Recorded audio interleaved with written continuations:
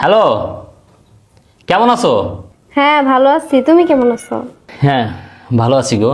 তোমার এমন দেখা যাইতেছে কেন? তুমি তো এমনি কালা, আরো কালা দেখা যাইতেছে। তুমি কি রোজা রাখছো নাকি? তোমার আমি বলছিলাম না, যদি কষ্ট হয় তাহলে রোজা রাখার দরকার নেই। কি বলো তুমি, রোজার দিনে রোজা রাখবো না? আর আমগো এই দেশে এমনি অনেক গরম, সৌদি আইসি ফর্সা আইয়া তো পুরো কালা হয়ে গেছি। তাও দেখা থাকতে একটু ফর্সা মশা আসছিলাম, অন্ত নিজে দেখলেও অবক্তি লাগে।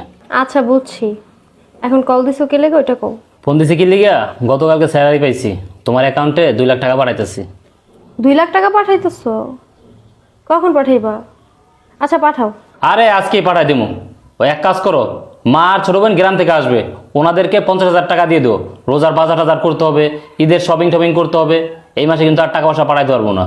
2 লাখ টাকা পাঠাইবা, আগেই বইলা দিতেছো 50,000 তোমার মারে দিতে। তো তোমার মারে যদি 2 লাখ থেকে 50,000 টাকা দিয়ে দিই, তাহলে আঙ্গু কি থাকবো? কি কও তুমি? 2 লাখ টাকা পাঠাইতেছো, 50,000 টাকা দিয়ে দেওয়া মায়েরে, বাকি থাকবে 1.5 লাখ টাকা। 1.5 লাখ টাকার থেকে তুমি 50,000 টাকা রাখবা, ঈদের মার্কেট মুর্কেট করবা। আর তোমার আব্বাই তো আরো 1 লাখ টাকা পায় আমার কাছ থেকে, ওই 1 লাখ টাকা আব্বার দিয়ে দিবা। তোমার যে কথা, 50,000 টাকা দিয়ে কি আমার ঈদের মার্কেট করা হইব? হ্যাঁ, 2 লাখ টাকা পাঠাইতেছো, তার ভিতরে তোমার মারে 50,000 দিয়ে দিব, এখন আবার করতেছে আমার আব্বার 1 লাখ টাকা দিয়ে দিতে। তা 50,000 টাকা আমি কি করবো, কেমনি কি করবো কও?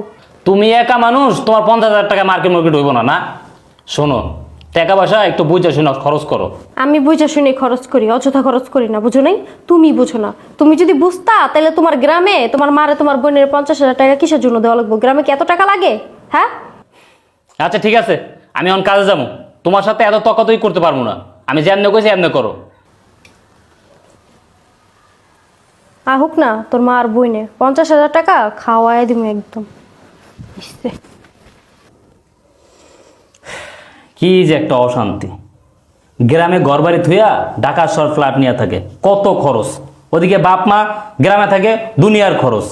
আমি আর পারতাছি না, কি যে করবো আমার মাথা খেলতেছে না। বাপ মারে টাকা দেবো, হ্যাঁ বোর কাছে কৈফত দিতে হয়। হরে বন্ধু, তোর এই অশান্তি দেখতে দেখতে আমারও বিয়া করা স্বাদ মিটে আছে।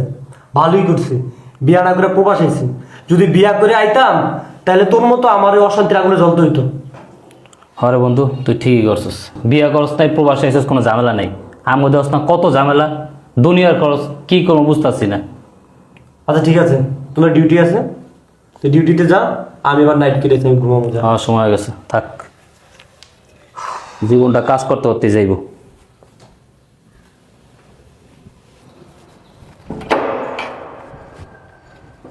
ভাবি আসসালামু আলাইকুম। আপনি?